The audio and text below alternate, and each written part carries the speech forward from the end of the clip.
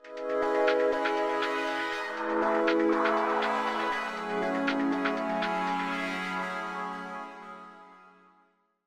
name is Karl Egon or Wild, in English, of the Wild and Patch Company, and today is May 4th in 2023.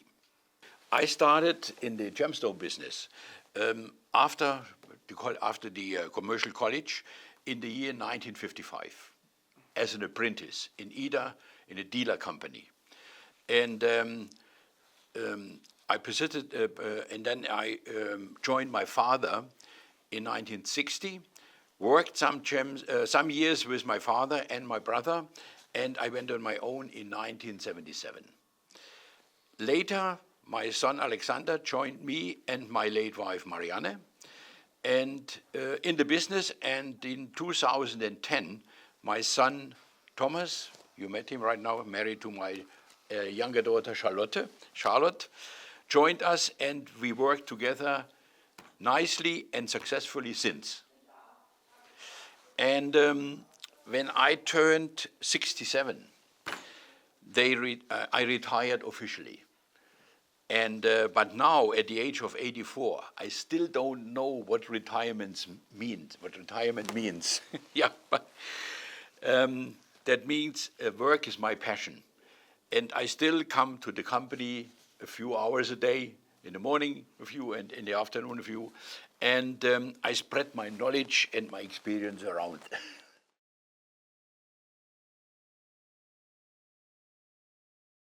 We are buying the rough and we are cutting it, but we don't do any jewelry. That means we sell only cut stones.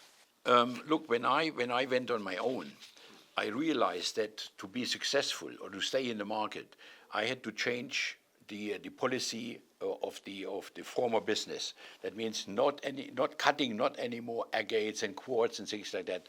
I moved more or less to transparent stones, more valuable but needing more knowledge. And I just took the challenge and to change the business. And this made me also go to Africa in 1971. It was my first trip to Africa to buy stones which you could not buy anymore from the local dealers. The local dealers were very good for us for a long time because they had big stocks. And if they say this is a lot with clean stones, the stones were clean. What you see today is sometimes they say it's clean and then they put a handful of rubbish in it. And today buying is much more difficult than it used to be before.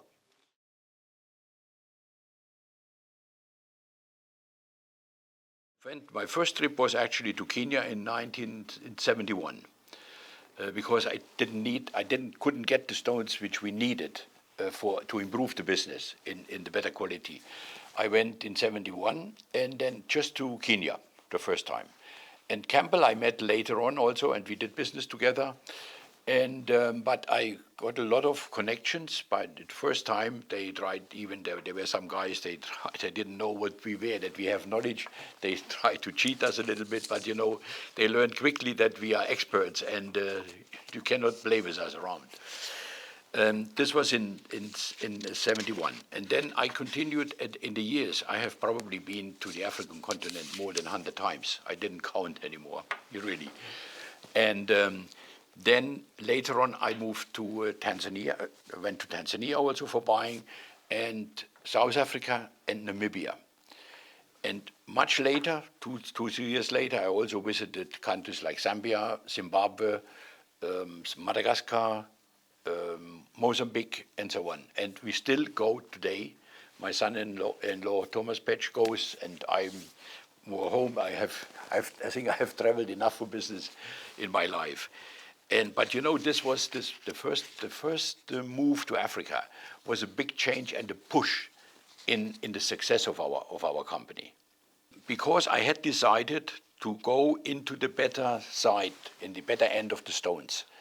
Because the other stones, there was already, in these days, there was competition from Far East, from Korea and other places, in Thailand also, in quartzes, in rock quartz, in amethyst and citrine and so on. And we could simply not compete with them anymore, only in special cuts and things like that. This made me go to Africa, to the producing countries.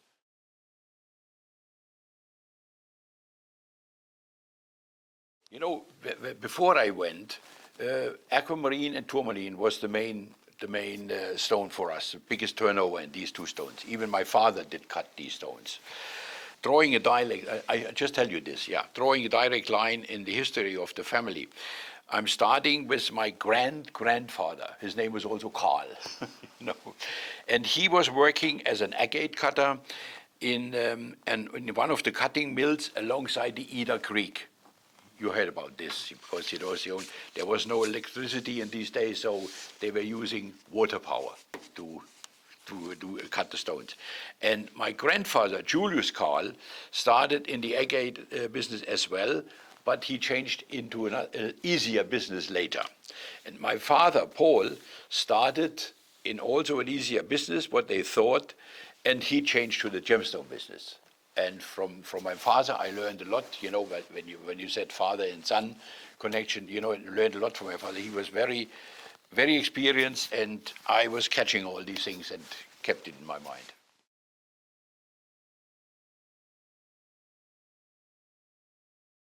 He was traveling.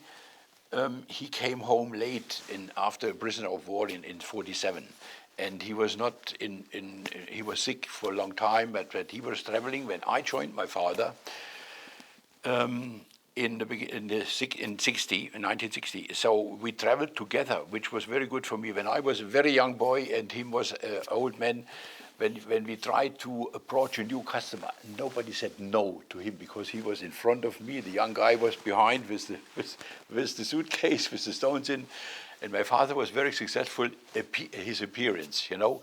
And it was, unfortunately, he died when he was 59. He died very early, and then I had to travel alone as a guy of 23. From there, I started slowly, yeah.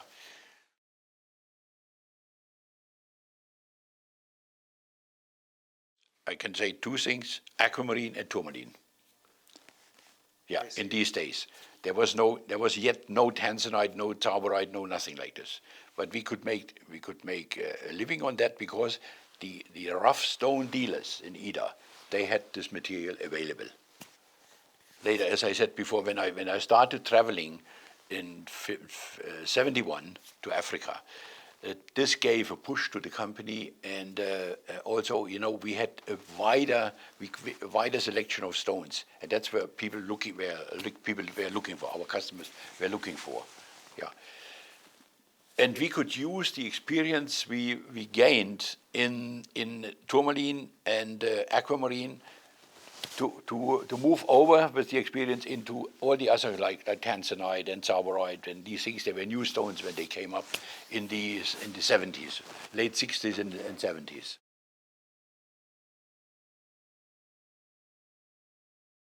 Yes, that's a good question because it changed the way. It changed also the way we became successful. Because for many years, tanzanite was our seller number one in these days. The price was fixed, the material was available. That means the manufacturers, they said, okay, we put this in our collection, and we started a new line with it, and we started this line, and we started that line, and so on. So tanzanite was really a turning point. It was a big push. It was repeatable, and that's very important for the manufacturers, for ring manufacturers, and also for the jewelers, because they say it's worthwhile to start a new line, because you have to resupply. And if there is no resupply, the stone is scarce, but it's not always something for the manufacturers to start with.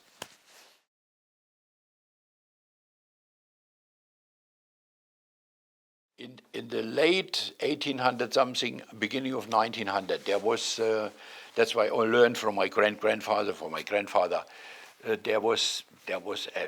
most of the cutting mills, they were doing the same product. In those days, there was no separation or more successful like it. It started after, I would say, World War, or the First World War. There was material available from producing countries, but nobody went there, except for the people who moved over for good.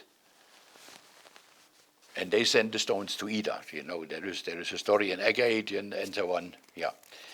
But the big push came when me and my colleagues, when we started going to Africa, to Brazil, and so on. Many, many people from Ida went, before they went to Africa, they went to Brazil, and this was always good to have the connections in the producing countries for the Ida people.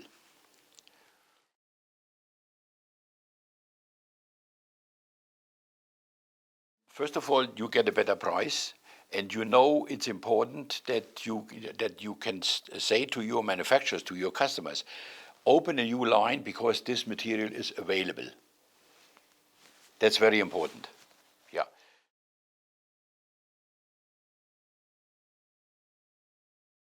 We became known for a good cutting, to say it very simple, because we gave every stone a very good cutting, and we did not cut the best weight, the best result from the stone. We cut it to make the stone beautiful. The look was important for me. Not like the old cut diamonds, as you know. The old cut, they made it to get a better result, to a better yield. And we did not care about yield, we cared about beauty of the stone. And we are known for a good cutting. We have probably, when we cut the stone very properly, we have a yield of maybe 20%. But you can also get 30% plus if you do a bad cut. That means a flat or a windowish stone, or if the stone has a big backside. And people today, they are also, even the jewelers, they know more than decades before. They know what beauty means in stones. Yeah. So, and we concentrate really on beauty. We don't mind about yield. A beautiful cut stone, that's our goal, I would say. Yes.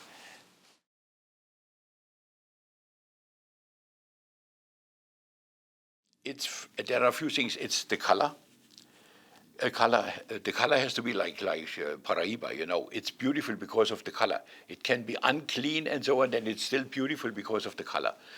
And this is for me one of the main things. Like Alexandrite is a rare stone, but it's not a beautiful stone. It's interesting because it changes color and so on.